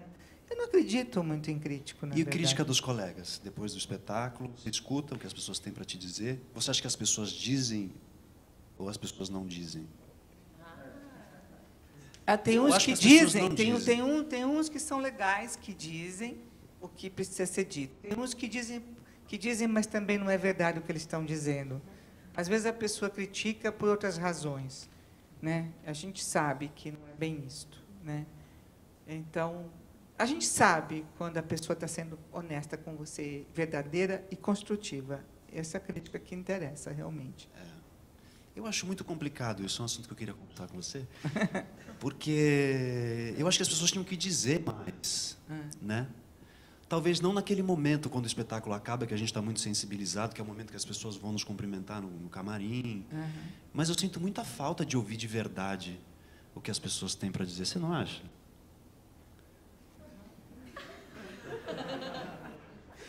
Mas é assim, mas você precisa saber se o ator quer mesmo ouvir, porque você quer, mas não quer, né? Porque também, se você receber uma crítica meio pesada, você vai ficar louco da vida com a pessoa, ou não vai? Você vai dizer, esse cara não entendeu nada do que eu quis falar. Não, mas é por isso que eu acho que tem que ser um hábito. Como isso não é hábito, tem isso, não vou falar porque a pessoa vai ficar ofendida. Mas se a gente criar esse hábito de se dizer as coisas e de se ouvir as coisas, eu acho muito mais produtivo, acho. Mas tudo bem. Eu acho mais difícil ainda é o fato, que é muito estranho, porque assim, todo o teatro que eu fiz legal na vida, que eu aprendi legal, e isso foi na época depois do Arena, do Oficina, do Teatro Vivo, toda essa fase, assim, né? Até os 80 e tantos, né? Até os 90, havia o que a gente chamava de um trabalho de mesa muito legal. E um trabalho de mesa em que as pessoas realmente discutiam, em que realmente se estudava, se discutia, se aprofundava, se quebrava o pau, se fosse o caso. Mas você chegava, muitas vezes, ao cerne das questões depois de uma aproximação a veras do que você ia fazer. Sei. Depois saiu de moda. Aí começou-se a interpretar da seguinte maneira, se faz uns exercícios e depois se vai para a cena e monta. Não é assim? Sei. Eu vi alguns espetáculos serem feitos assim, e eu percebi que os diretores hesitavam, eles não queriam mais discutir nada. Eles não queriam sequer que os atores lessem. Eles não queriam que os atores pesquisassem. Eles começavam a sonegar esse tipo de possibilidade. Se você quisesse fazer, você tinha que fazer sozinho. Eu acho que isso daí piorou muito o teatro depois disso, né? A partir destas outras práticas. Porque o teatro é conversa, ele é conversa, discussão, é até contenda, se for o caso, mas ele precisa desse engalfinhamento das pessoas em torno do que estão fazendo. Só para arrematar isso que a gente estava falando, eu acho também que é muito difícil as pessoas assistirem de fato um espetáculo. É cada vez mais difícil você assistir alguma coisa sem pré-julgar, sem pensar como você faria aquela coisa. Eu sinto que as pessoas estão com uma dificuldade de se abrir para o que estão vendo. Pois, olha, assim, para mim acontece o oposto. Eu, quando vou assistir um espetáculo, eu sempre gosto, mesmo que eu não goste de tudo, mas sempre haverá coisas de que eu gosto muito. Então, fica muito difícil para mim desaprovar um espetáculo ou dizer que ele não devia ter sido feito. Sim. E o que eu acho terrível, terrível mesmo, é assim, por isso que eu estou falando um negócio da crítica, é que assim, a obra de arte não é uma coisa que você possa invadir dessa maneira, como eu vejo. Ela não pode ser destratada. Entende? O criador não pode ser humilhado, não pode ser desqualificado por ninguém, né? Porque subir ali é difícil, é um ato de coragem, de esforço. Teve muitas coisas importantes que acontecem, sempre acontecem coisas importantes. Ninguém, mas eu jamais, se eu fosse crítico, eu jamais ousaria destruir um espetáculo, desqualificar um ator, humilhar as pessoas que estão fazendo. Então, eu acho que criticar é uma coisa, é muito diferente, né? Se você quer ajudar a construção, você apontar coisas que não poderiam não ser assim, ou sugerir, ou até dizer que alguma coisa, corrigir, ou sei lá o quê, que você acha que deve ser dito, mas o nível de respeito que isso exige é muito grande. Isso não dá para ser feito dessa maneira. Principalmente que é feito aqui no Rio, desculpe, mas imagina, desculpe. Eu acho assim, eu acho deplorável. E acho que se permite isso. Se permite, durante décadas, que as pessoas sejam desqualificadas e que parem de fazer autores, que parem de testar suas possibilidades, que parem de ter coragem de criar, porque já sabem que vão ser destruídos, que comecem a adequar o produto a alguém que já se sabe qual é o gosto. Gente, isso é o fim do fim. Isso realmente... Eu acho que o nosso prazer e a nossa coragem é afrontar estas coisas e dizer: faço como tenho que fazer, diga você o que disser. E, a partir de então, nós é que temos que desqualificar isso, gente. E não ao contrário. Não, puxamos o saco, pomba.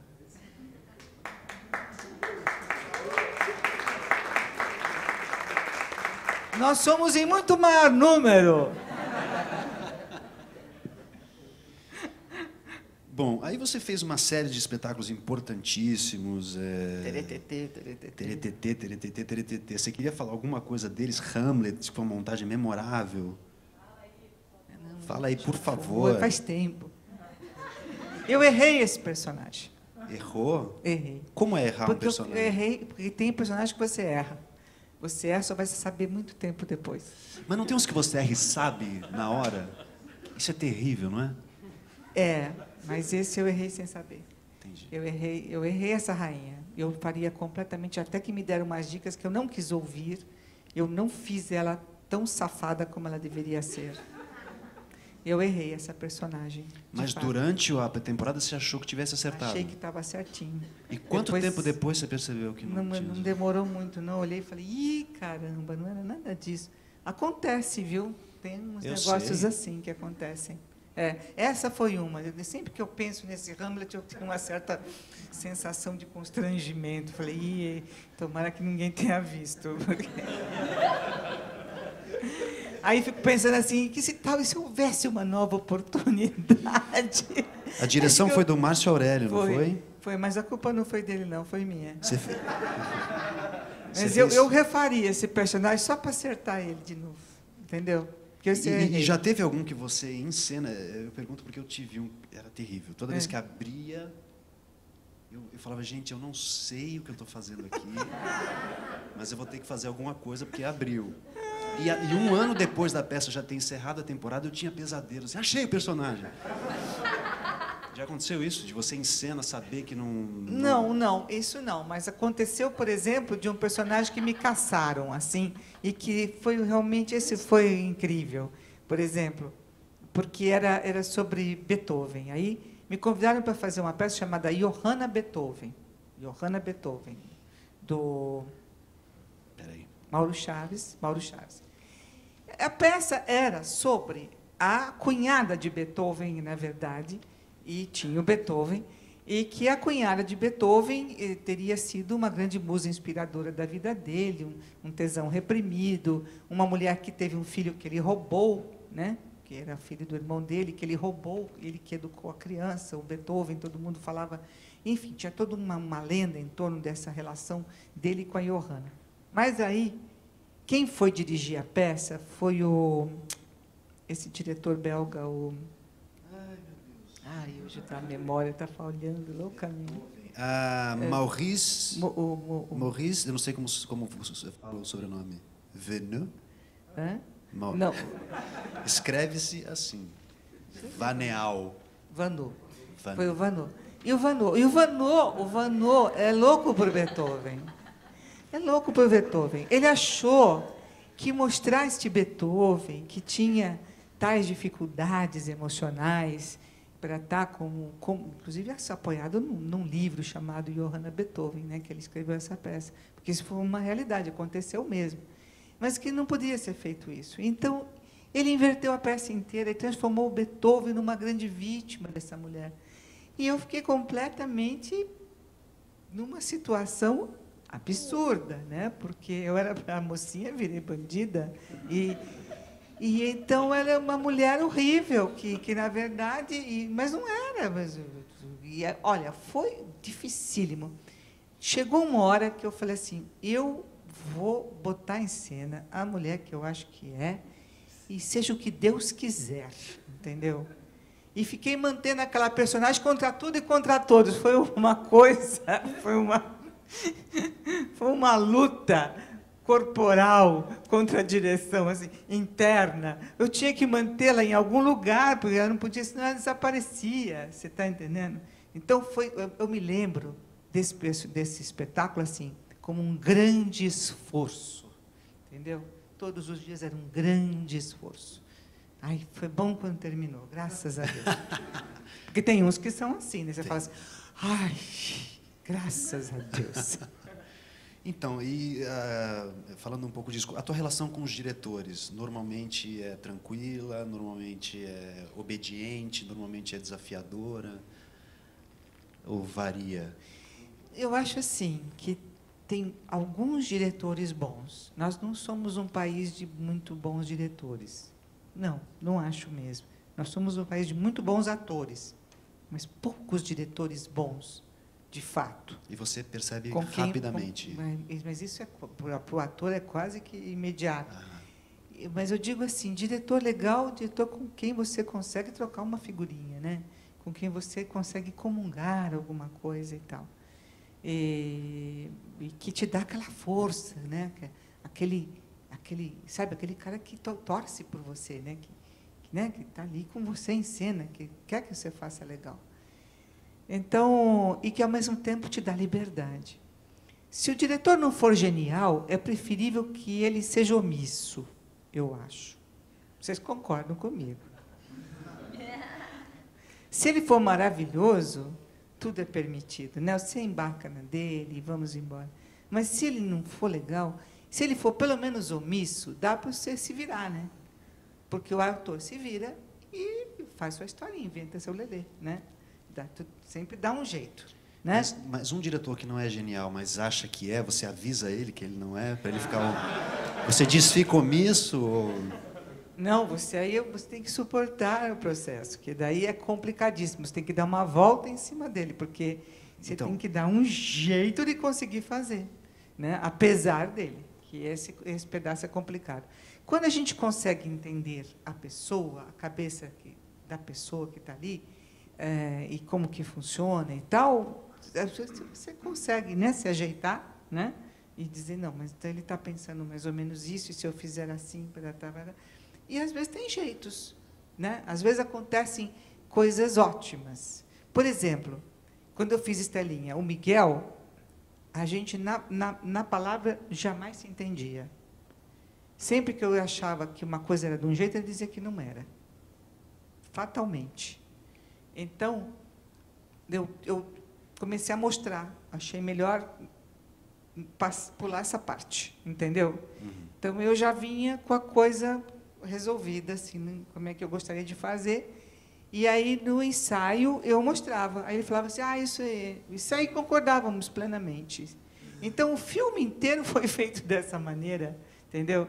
Então, eu aprendi que não dava para discutir, porque, quando a gente discutia, a gente discordava, porque, sim, não sei o que acontecia. Nunca o que eu achava batia nele igual. Mas, na prática, dava tudo certo. Mesmo assim, funcionava como um relógio. Então, era o jeito dele, entendeu? Aí tinha um jeito da gente se dar muito bem. Mas isso pode acontecer, né? Por exemplo. E, assim, você costuma usar, sei lá, um dia você chega para fazer um espetáculo, um filme ou uma novela e está profundamente irritada com alguma coisa. E o personagem não necessariamente pede isso. Você usa essa irritação de alguma maneira ou você faz um exercício para ficar tranquila? Não, eu acho assim que se você tem emoções, você pode transformá-las em qualquer coisa. Então, por exemplo, um dia que você está muito vivo, seja por que motivo for, porque é bom, porque é ruim, você pode transformar isso em comédia ou tragédia. Entendeu? Você pode estar louco da vida e isso virar comédia pura, muito boa, ou você pode estar louco de alegria e isso virar tragedião, legal também. O duro é aquele dia chato. Sei. Que não rolou nada, assim, né? Chatão. Você chega lá e fala assim, ai, meu Deus, e agora? Vou ter que fazer aquilo tudo, né? E que é o dia, eu acho que a parte mais complexa, eu acho que é o grande desafio do ator. Aí você fala, onde eu vou buscar? Né? Então, é o segundo dia, por exemplo, onde está tudo meio que... Né? Você já está vivendo a emoção do dia anterior, ainda tem que produzir aquilo tudo de novo. Né? E que eu acho, quer dizer, para mim, quando as coisas estão desse jeito, eu prolongo o tempo de preparação. Entendeu? Porque eu acho que você tem que ter um processo quase de autoconvencimento de que você é capaz de entrar. De aquecimento, né? Então, você tem que ficar mais tempo, ter paciência com a situação, sabe? Dar corda, ir devagar. E chega uma hora que você se convence que você tem que entrar e fazer para valer, né? Assim. Sei.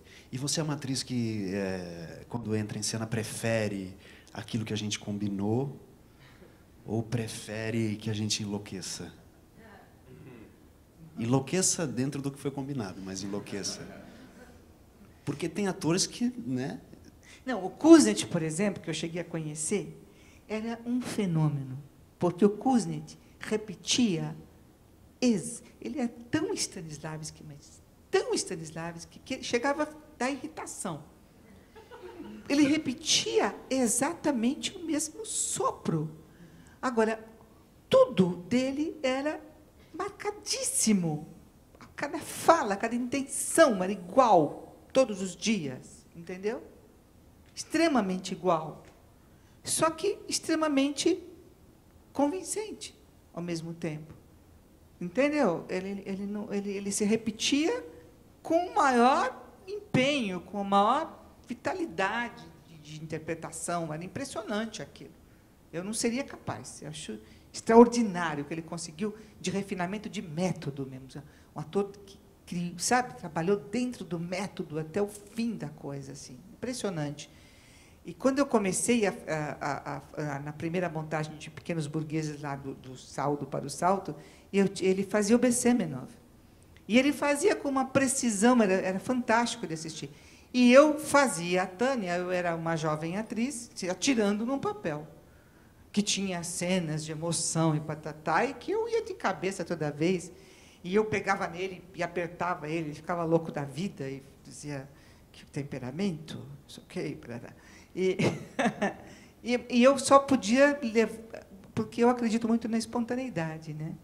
Eu acho que com o correr do tempo, eu consegui cruzar as duas coisas. O arcabouço, importantíssimo, que é a tua condução, né, o teu mapa do espetáculo, que é ele que realmente te dá a condição de realização, e a espontaneidade que te permite navegar em cima disso e fluir em cima disso com leveza, né?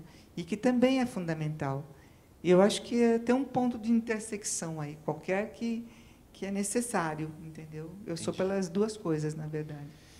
Mas eu fiz um espetáculo com o Raul Cortez, o Rei Lear, e ele era impressionante, porque ele fazia cena com você, e com esse lado que não era o da plateia, ele fazia uma outra coisa. Eu odeio Ele tirava isso. sarro. Eu odeio. Ele ficava assim, para o lado que a plateia não via.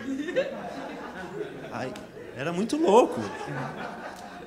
Tem muitos atores que conseguem fazer isso. E que a graça é brincar com o espetáculo. E fazer todo mundo dar risada. Não, durante o Hamlet tinha uns atores que ficavam mostrando a bunda pra gente, assim, na coxia, enquanto você estava lá chorando, porque o Hamlet tinha morrido.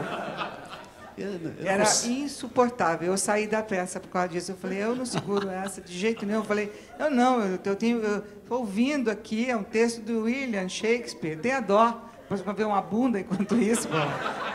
E eles achavam que era maravilhoso fazer isso. Tem uns atores que acham. E também essa coisa de ficar... Porque também tem uma coisa de... Você brinca com o outro o tempo todo, mas talvez não goste que o outro brinque com você, né? Eu não acho muito leal fazer isso com ninguém, a não ser que seja permitido. Sim, seja um acordo. Pelo outro, seja um acordo.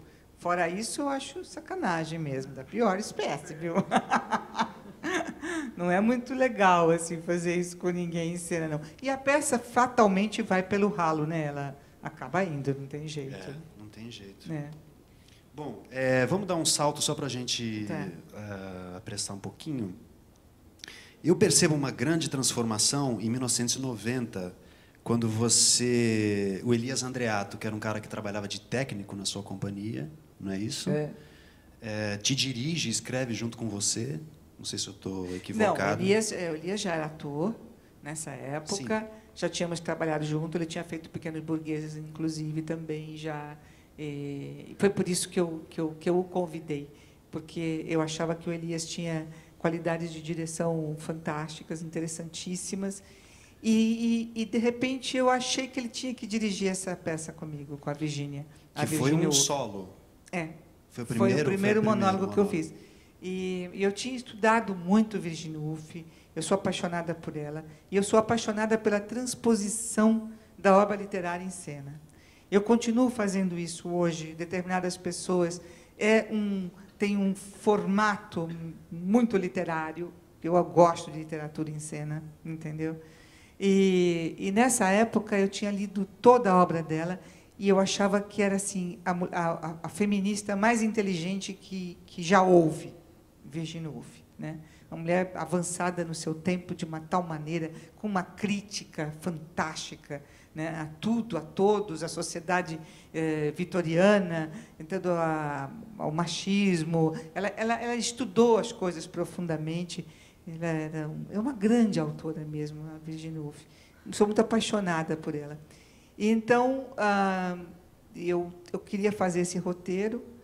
E nós fizemos o roteiro a 4 mãos, e ele dirigiu a peça, e eu fiz a Virgínia. E você acha que essa coisa de fazer um monólogo chega uma hora para o ator que ele começa a sentir uma vontade de ficar sozinho, de fazer uma coisa só ele, ou você acha que É uma coincidência. Olha, tem as circunstâncias. Por exemplo, eu fiz esse monólogo no governo Collor.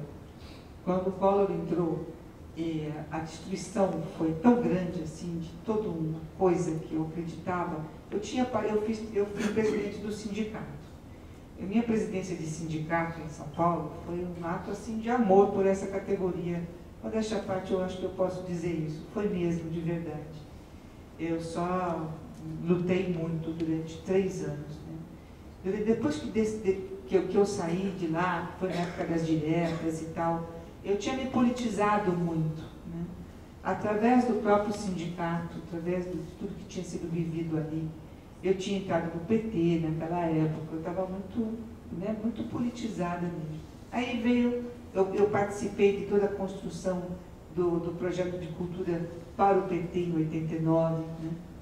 E aí veio aquele governo Collor, que foi lá, destruiu a Embrafilme, fez tudo o que bem entendeu, e aquela classe que eu achava que ia dar uma resposta, não deu nenhuma. E mais uma vez eu vi que na hora do confronto as pessoas simplesmente baixaram a guarda e foram puxar o saco novamente, você está entendendo? Então eu não vi realmente reação nenhuma tentativa de discutir nada, foi simplesmente uma adesão simplória, né? Fiquei muito decepcionada, sabe? Eu me senti muito sozinha. E eu resolvi fazer esse personagem, então, que é por causa dessa força desse personagem, por causa da solidão desse personagem, e porque era um momento em que eu podia fazê-lo, reduzindo ao mínimo possível a escala da produção, e produzindo sozinha, né, quase que sem grana praticamente, e construindo essa história desta mulher. E foi também um enfrentamento de situação que me levou a enfrentar o palco sozinha, que é uma coisa fantástica para um ator. Porque preencher tudo com a tua respiração, o teu verbo, a tua palavra, a tua ideia, e sabe, é um desafio fantástico, maravilhoso, realmente. Você quase que completa a sua formação de ator no momento em que você consegue sustentar isso, sabe? Segurar ocupar esse lugar assim, com toda essa responsabilidade. Eu adorei fazer, fiz bastante vezes, fiz durante 5 anos intermitentemente esse espetáculo. Eu fazia outra coisa e voltava, fazia outra coisa e voltava. Foi um dos maiores prazeres da minha vida, foi fazer Virgínia. Eu falei com Elias, ele disse que foi apaixonado por você sabia disso? É metido. Ele falou, fui apaixonado por ela. Mentira dele, Mentira. Escuta, e uma curiosidade assim, aí você, não sei como surgiu na tua vida o cinema, mas eu fiquei muito impressionado porque eu puxei a sua filmografia e geralmente eu percebo assim, que as pessoas quando começam a fazer cinema, aí faz um filme, ganha um monte de prêmio e aí meio que não ganha mais. Não é regra, mas eu acho que a pessoa sempre se acha num grande personagem. E na sua filmografia, de filme em filme, assim, acho que pulava 1 ou 2, vinha um prêmio. Pulava 1 ou 2, você ganhou alguns prêmios. Ganhei muito mais prêmio em cinema do que em teatro, fiz muito menos cinema do que teatro. Impressionante, né? É impressionante. Você ganhava um prêmio, pulava 2, ganhava um prêmio. Pulava 2, ganhava um prêmio. Porque achou o cinema, descobriu? Não, eu me apaixonei realmente pelo cinema, assim. Foi uma revelação. Eu achei que eu nunca fosse fazer cinema. Porque eu já estava numa fase da minha carreira assim, bastante avançada, né, no sentido de ter feito muitas peças, tinha feito muita novela, me distribuía muito entre televisão e teatro, né, e nunca tinham me convidado assim, tinha feito o filme do Rei da Vela lá atrás, mas isso já era uma consequência do próprio teatro, tinha feito umas experiências assim pequenas, mas nunca tinham me convidado para fazer. Falei, acho que esse negócio aí não vai rolar, né. E um dia a Nama Bengel ligou para mim e falou assim, eu quero que você faça Tarsila. E eu fiquei com medão louco, eu falei, e agora? Pô, eu faço ou não faço? Eu falei, faço, vou fazer. E aí o medo, eu tinha um medo tão grande, mas tão grande, mas tão grande. Aí eu estava trabalhando com a Cristina Ché nessa época, que fez muito cinema, né? Ela estava fazendo uma novela comigo.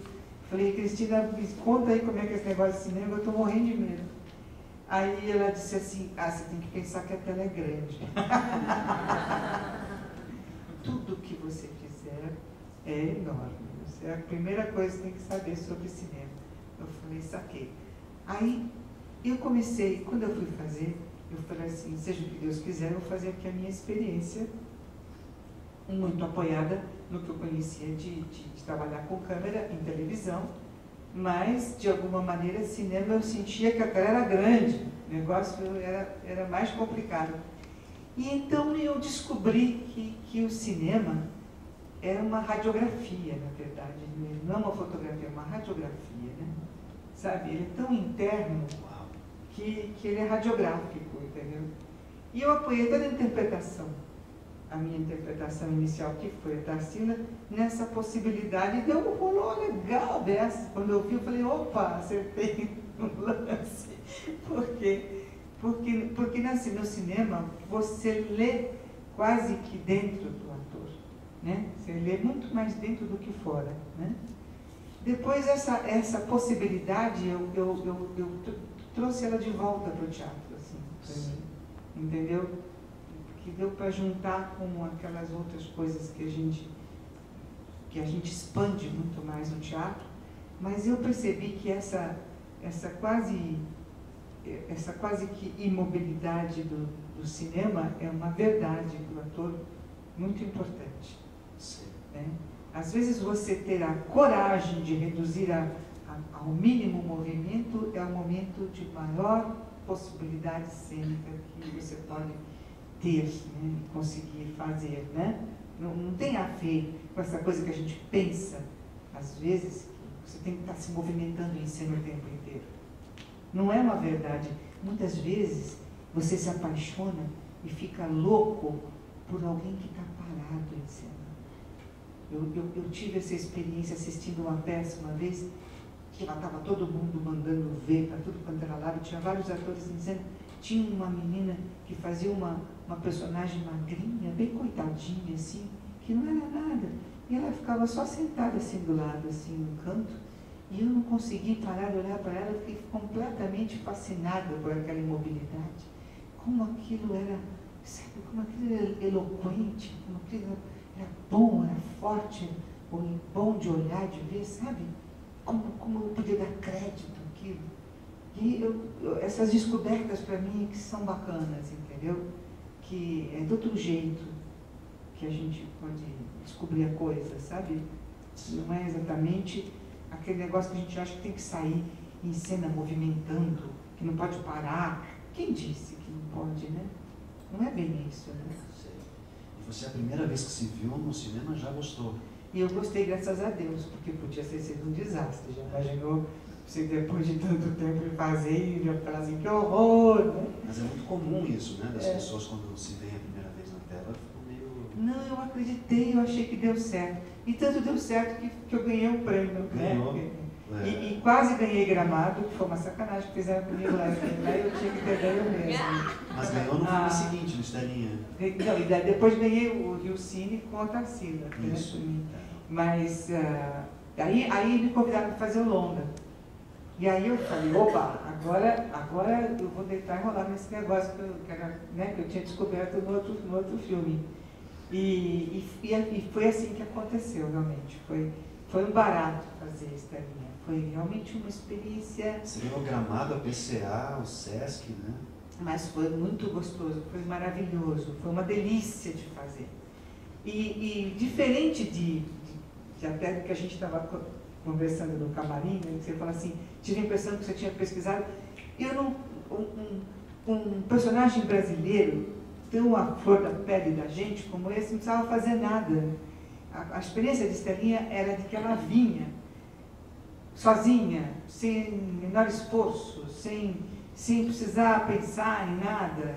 Acontecia, era uma loucura de alegria aquilo, porque eu chegava lá e falava assim, bom, isso aqui acho que é mais ou menos assim, e no dia seguinte aquilo explodia, entendeu?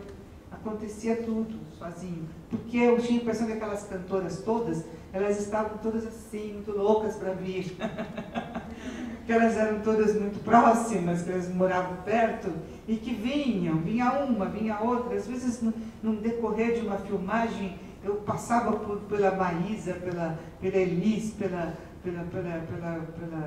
Isaurinha Garcia, sabe, era uma sensação louca de que elas se contaminavam todas e vinham, entendeu? Então, foi de uma facilidade incrível. Que inveja. Mas é de vez em quando, porque tem personagem ao contrário, que é uma batalha campal. A Weigl, por exemplo, que eu fiz agorinha por último, que eu achei que eu ia dar conta simplesinho. O que é isso? Determinadas pessoas, Weigl, a peça. A peça. Tá. Essa que eu pesquisei durante 2 anos, a dificuldade de fazer a transposição cultural foi tão forte que foi um dos personagens mais difíceis que eu já fiz na vida. Porque é uma mulher alemã e que pensa e sente diferente. Né? É como você é uma outra pessoa, completamente outra pessoa, entende? O formato dela é diferente, o gesto dela é diferente, né? A forma de expressão é diferente. Então eu pensei que a dificuldade, porque nós escrevemos juntos, eu e o Ariel, essa peça, ele dirigiu e eu fiz, né? Estou fazendo ainda, vou fazer mais. E assim, eu pensei que depois de pesquisar 2 anos, depois de escrever um texto, eu fosse ter a maior facilidade de fazer. Eu falei, bom, agora é só entrar dentro, tudo bem. E não é que não era. E aí eu ia fazer e falava, e agora como é que eu faço a alemãzona, meu Deus do céu? Mas eu não tenho nada disso em mim, nada. Eu não tinha nada. Olha que louco isso. Porque para a Estelinha eu tinha tudo para oferecer. Eu sabia como era. A própria Tarsila, que era difícil, que eu pesquisei para burro, mas era brasileira. E ali eu botei ela ali na frente assim, ficava olhando para ela assim e tal. E de repente eu descobri o jeito de chegar nela, entendeu? Porque eu tinha coisas dela que eu sabia. Mas a Weigl, imagina uma mulher que viveu a guerra, viveu a Alemanha e que tinha, era uma atriz completa. O que eu tinha com ela de comum, de ser atriz, né? De ter essa paixão política que ela tem. Ela era atriz do Brecht, né? De ter essa paixão política que ela tem, e eu tenho também, que são coisas que a gente comunga muito, mas mais do que isso, eu acho que eu não tinha quase nada. Então tudo isso foi toda uma construção de sintonias, de possibilidades, uma a uma, ali, construindo até conseguir criar esse papel e fazer lá, porque eu tinha que fazer ela, exatamente como ela foi. Isso para mim, quando eu gosto muito de personagem que existiu, porque o desafio é monstruoso.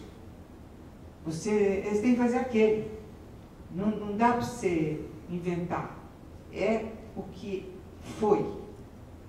E ao fazer isso, você aprende muito mais sobre um personagem, você se exige muito mais, você aprende muito mais sobre a humanidade até, entendeu? Porque a real é mesmo, é crível. Você tem que fazer uma coisa que existiu e aconteceu. E esse desafio é extremamente bom para o ator, né, eu acho. O que é um bom colega de cena? Leal. O que é um mau colega de cena? Desleal. Tá porque assim, como eu estava te dizendo, também a gente estava conversando um pouco isso assim, né, lá no bastidor. O pior subtexto que um ator tem em cena é: eu sou melhor que você. Eu acho que é ruim para os dois, né?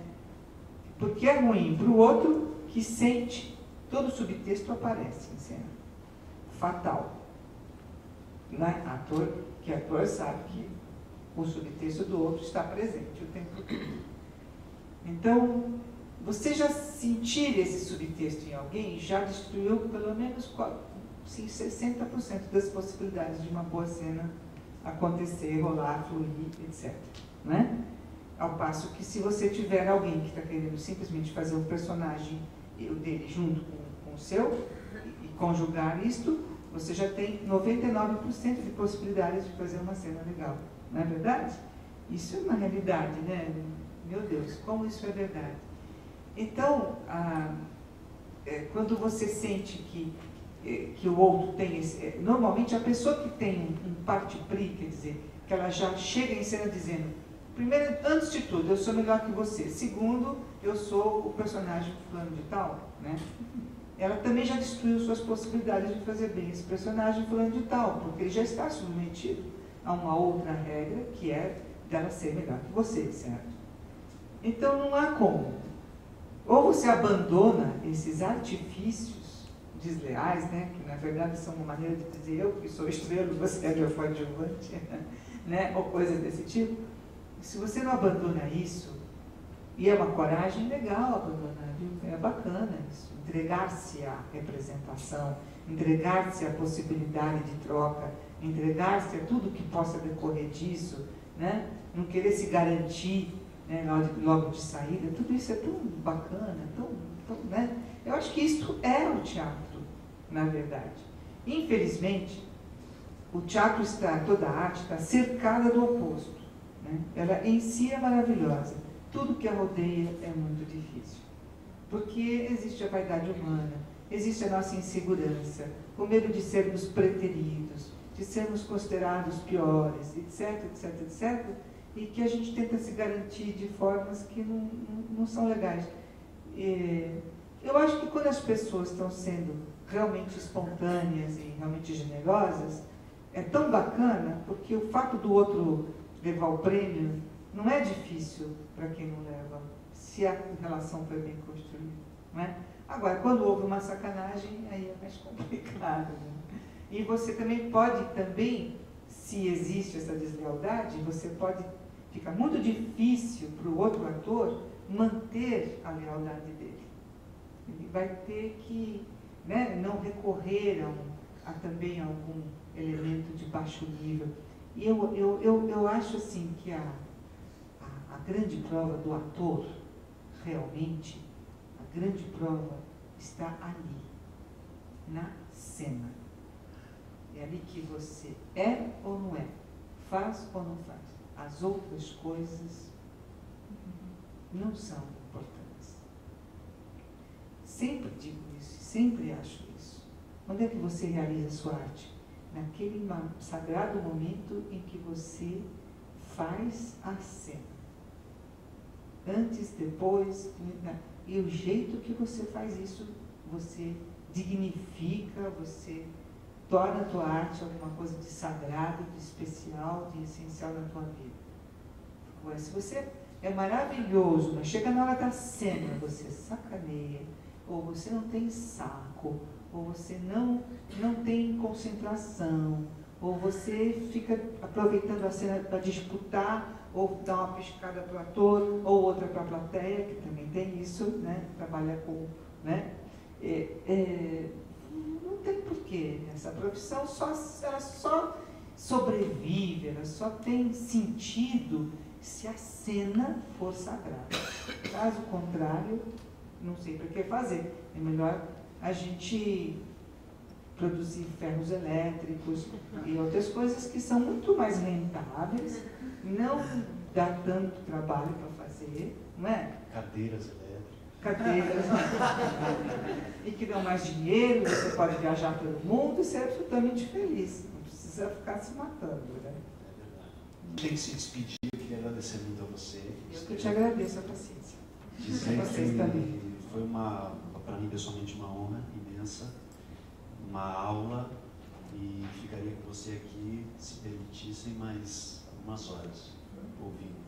E para encerrar, eu peguei um depoimento do Renato Poli, que você já deve conhecer, sobre você, mas as pessoas talvez não conheçam, e é uma maneira bonita de encerrar, porque é uma pessoa que te ama demais. Ninguém melhor que uma pessoa que nos ama para falar sobre a gente. Por trás da excelente atriz está uma grande mulher, Esther surpreende sempre pelo seu desapego ao lado fútil da profissão e sua total dedicação ao que o teatro pode ter de influente e de transformador. Esther não desiste, batalha continuamente a qualidade de seu trabalho e de seus colegas. Ela tem uma visão totalizante do teatro.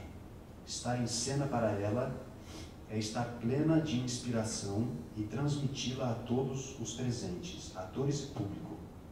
Esther é uma atriz que toma partido, luta por uma ideia, briga pela qualidade e procura sempre o aprofundamento.